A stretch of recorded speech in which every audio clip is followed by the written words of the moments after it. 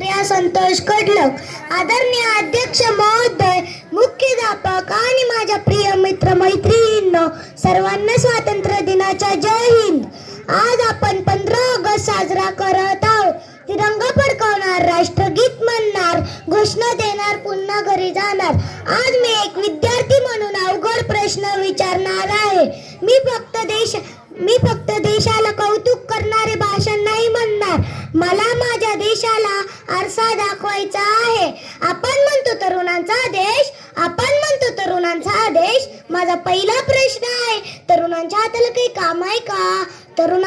काही काम आहे का? हजारो लाखो विद्यार्थी वर्षानुवर्षे अभ्यास करता, पदव्या मिळवतात, परीक्षांची तयारी करता, नोकरींच्या काही जागांसाठी लाखो अर्ज येतात.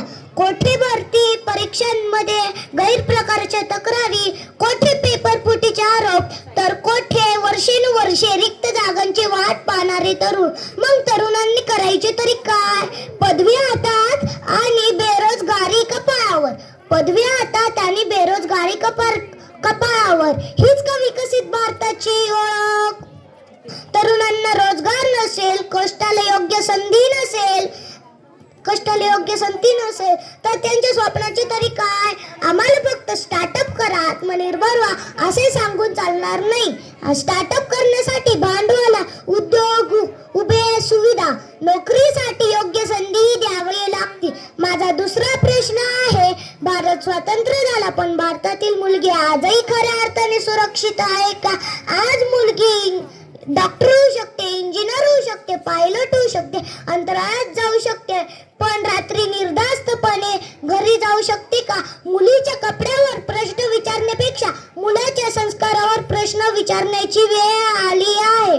मुलीला रात्री घराबाहेर जाऊ नको सांगण्यापेक्षा मुलाला स्त्रीचा सन्मान कर शिकवले पाहिजे.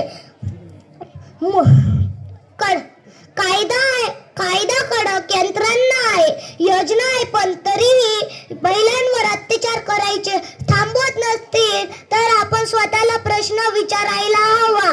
कायदे पुस्तकात की प्रत्यक्षातही ज्ञान अविश्वसनात की पिढ्यापर्यंत पोहोचतात. मित्रांनो, आज आपण चंद्रावर पोहोचलो, डिजिटल क्रांती केली, जगाला आपली ताकद दाखवली. एका मुलीला सुरक्षितपणे घरी पोहोचवता येत नसतील तर प्रगतीच्या दाव्याला कुठेतरी प्रश्नचिन्ह लागतो. आम्हाला भांडणारी राजकारण भाषा नको, आम्हाला कामाची भाषा हवी. आम्हाला अविश्वासनाचे फुगे नको. आम्हाला आमच्या हातात काम आणि बहिणींना सुरक्षित वातावरणात हवे. आज विद्यार्थी आणि उद्याचे नागरिक, उद्याचा भारत आमचा आहे. म्हणून मी स्वातंत्र्य दिन एवढाच संकल्प करतो, प्रश्न विचारूया आपण जबाबदारीने, हक्क धरूया आपण कर्तव्याने, भ्रष्टाचारावर विरोध करूया, महिलांवर सन्मान करू. देशभक्ती म्हणजे फक्त 15 ऑगस्टला तिरंगा हातात उठ घेणे नाही. देशभक्ती म्हणजे वर्षाची